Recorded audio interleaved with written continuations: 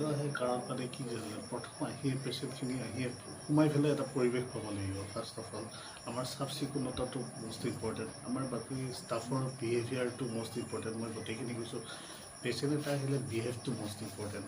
আমাৰ বিহেভিয়াৰ গোটেই ষ্টাফৰে যথেষ্ট ভাল আৰু সোমাই পেলাই এটা পৰিৱেশ লাগে যে আমাৰ হস্পিটেলখন যথেষ্ট চাফ চিকুণতা কৰি ৰাখিব পাৰিছোঁ।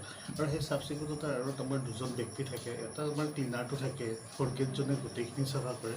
আৰু আমাৰ ষ্টাফৰো এটা কথা আছে, ষ্টাফৰ আমি এটা হেৰি কৰোঁ যে সপ্তাহত এদিন গোটেই ষ্টাফে নহয়, আমি গোটেই ষ্টাফবিলাকে সপ্তাহত এদিন ডিউটি শেষ হোৱাৰ পিছত 2 ঘণ্টাৰ কাৰণে হ'লেও আমি এটা চাফ চিকুণতাৰ কাৰণে এটা দিন ৰাখোঁ আৰু সপ্তাহত এদিন। দৈনিক কিমান ৰোগ চিকিৎসা? দৈনিকটো আপোনাৰ 70-80জন দৈনিক। কিন্তু বৰ্তমান সৰু হস্পিটেল ষ্টেট ডিছপেঞ্চাৰী হিচাপত 70-80 আহি থাকে। আৰু তাৰ মাজতে আৰু ডেলিভাৰী পৰিমাণটো অকণমান কম আহে, ডেলিভাৰী আহে তথাপিও।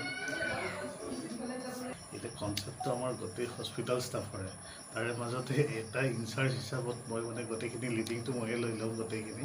আৰু কনচেপ্ট আমাৰ যিজন ফাৰ্মাচিষ্ট আছে তেখেতকো সুধো কেনেকৈ কৰিলে ভাল হয়। গোটেই হস্পিটেল ষ্টাফৰ আলোচনাৰ মাধ্যমেদিহে হৈ যায় গোটেইখিনি।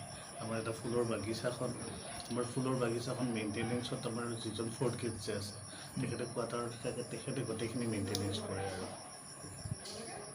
গছনি হিচাপততো আমাৰ মেডিচিনেল প্লেণ্ট বহুত আছে ইয়াতে। আৰু ফুল হিচাপে বৰ্তমানটো গোলাপ, সূৰ্যমুখী, তাৰপিছত আৰু বিভিন্ন প্ৰজাতিৰ আছে গোটেইখিনি। কিন্তু মানে আমাৰ সেইখন নতুন বাগিচা এখন সেইফালে খুলিছোঁ, সেই নতুন বাগিচাখনত মানে মেইনলি গোলাপ ফুল আৰু সূৰ্যমুখী ফুল আছে, বহুতখিনি আছে। ঔষধি গছৰ ভিতৰত ঔষধি গছ নিম আছে, তাৰপিছত আমাৰ ইয়াতে সন্মুখতে আমাৰ অগৰু এডাল গছ আছে, অগৰু আছে। আৰু বহুতখিনি প্ৰজাতি আমাৰ গ'লে দেখাই দিব পাৰে বাগিচাত তুমি।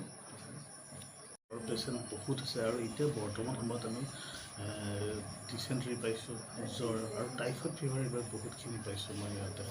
আৰু তাৰপিছত ইউৰিনাৰী ট্ৰেক্ট ইনফেকশ্যন আছে, আৰু আমি সেইখিনি কৰিব বিচাৰোঁ। আমাৰ অতি এই বৰ্তমান ক্ষেত্ৰত মানে কি হৈছে, আমাৰ যিটো বসন্ত ৰোগ বুলি কয় পক্স, সেইখিনি আমি বহুতখিনি হৈছে আমাৰ ইয়াতে বৰ্তমান।